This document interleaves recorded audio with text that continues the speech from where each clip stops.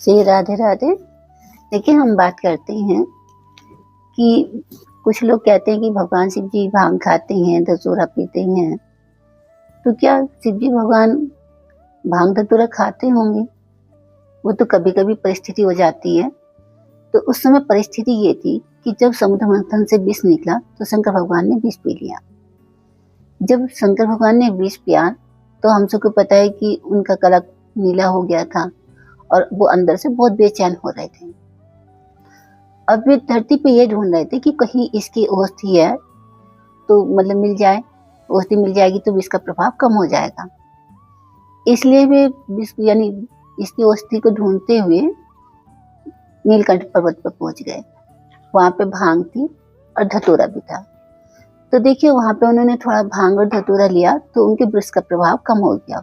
उधर से देवताओं ने वर्षा की तो विष का प्रभाव शांत हो गया और जी यानी विष का प्रभाव कम हो गया और उनकी जो अंदर की गर्मी थी शांत हो गई।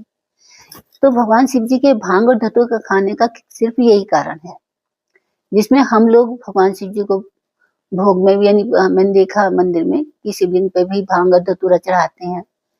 तो वो तो एक बीमार जैसी परिस्थिति हो गई शंकर भगवान की कि विष पिया तो उनकी इतनी बेचैनी हुई, उसको शांत करने के लिए उन्होंने किया। अगर हम बीमार होते हैं तो बीमारी में हम दवाई खाते हैं, तो क्या हम किसी को प्रसाद में या उपहार में दवाई देते क्या? इसलिए जिस भगवान के व्रत में हम एक प्याज तक नहीं खाते, साधारण खाना खाते हैं, चाहे सावन के व्रत हो या सोमवार का व्रत हो, तो वे भगवान भांग धतूरा खाते होंगे। तो हमें इस बात को समझना चाहिए कि वो तो भगवान की उस समय तबीयत ठीक नहीं थी, विष का प्रभाव तेज था, सिर्फ उसको शांत करने के लिए भांग धतूरा खाया था। क्योंकि जो भांग और धतूरा है ये विष के प्रभाव को कम करने वाली औषधि है। यही कारण था यानी भांग धतूरा प्रयोग करने का। इसलिए हमें इसका अर्थ गलत नहीं लगाना चाहिए कि हाँ शिव जी भांग खाते थे, शिव जी धतूरा खाते थे।